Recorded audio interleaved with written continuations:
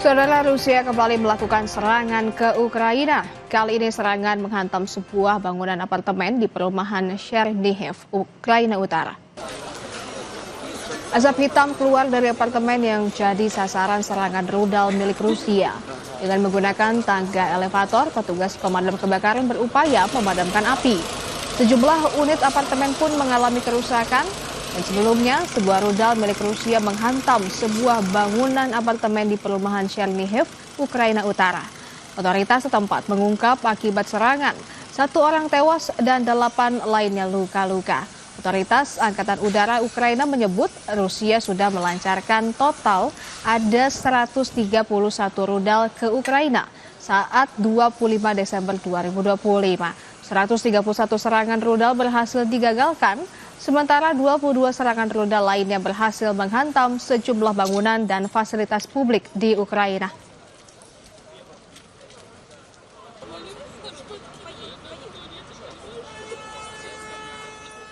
Sementara Israel kembali melakukan serangan di jalur Gaza. Kali ini militer Israel menghancurkan terowongan bawah tanah sepanjang 4 km yang diduga digunakan pasukan Hamas. Inilah video rekaman yang dirilis militer Israel yang merekam saat penghancuran terowongan bawah tanah di Gaza Utara. Dalam video memperlihatkan terowongan bawah tanah sepanjang 4 km ini diledakkan. Militer Israel mengklaim peledakan dilakukan di terowongan bawah tanah yang digunakan pasukan Hamas untuk kegiatan teror.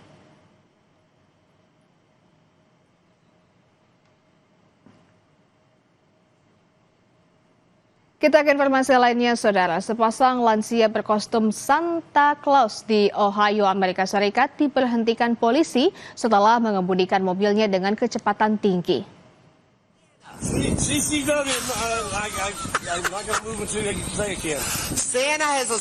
Setelah menghentikan laju kendaraan mobil di depannya sambil tertawa, polisi ini lantas meminta surat izin mengemudi kepada seorang lansia berkostum Santa Claus. Ternyata seorang lansia berkostum Santa Claus ini hendak menuju tempat kerja sang anak untuk memberikan kejutan.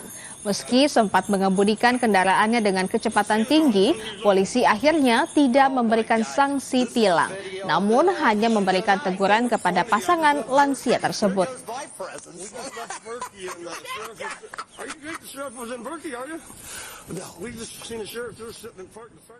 Badan Antariksa India atau ISRO berhasil meluncurkan satelit komunikasi milik Amerika Serikat ke orbit rendah dari Sriharikota.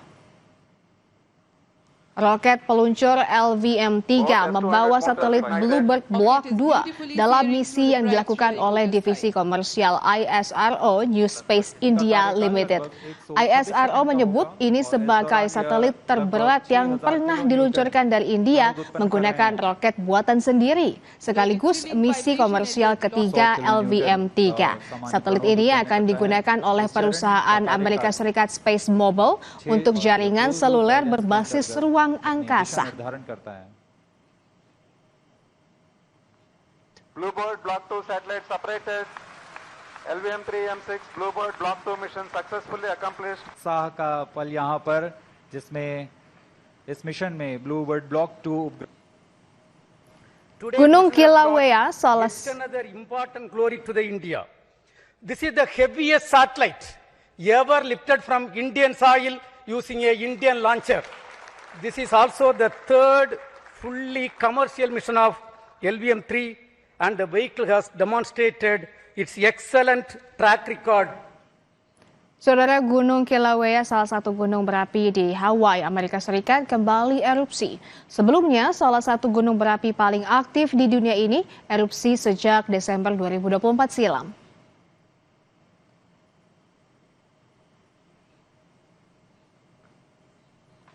Kawah Halema-Umau di Gunung Berapi Kilauea memulai episode ke-39 pada peringatan pertama erupsinya dengan pemandangan lava yang keluar dari kedua lubang ventilasi utara dan selatan.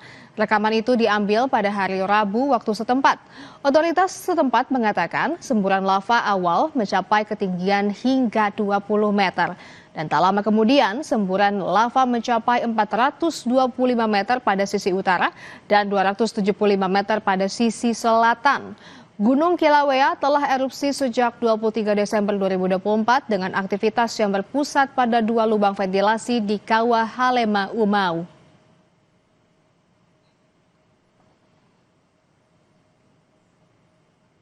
Seorang pria berpakaian sinterklas di Chile membagikan hadiah kepada anak-anak nelayan sebagai kado Natal. Tradisi ini telah berlangsung lebih dari 50 tahun.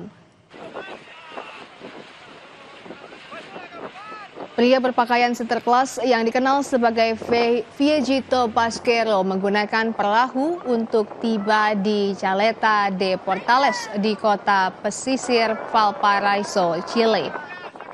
Ia kemudian membagikan hadiah kepada anak-anak nelayan yang berkumpul bersama keluarga mereka. Tradisi ini telah diwariskan dari generasi ke generasi keluarga nelayan di daerah tersebut. Selain kedatangan Viejito Pasquero melalui laut, perayaan Natal juga dilakukan dengan parade di sepanjang teluk dan kunjungan ke rumah sakit.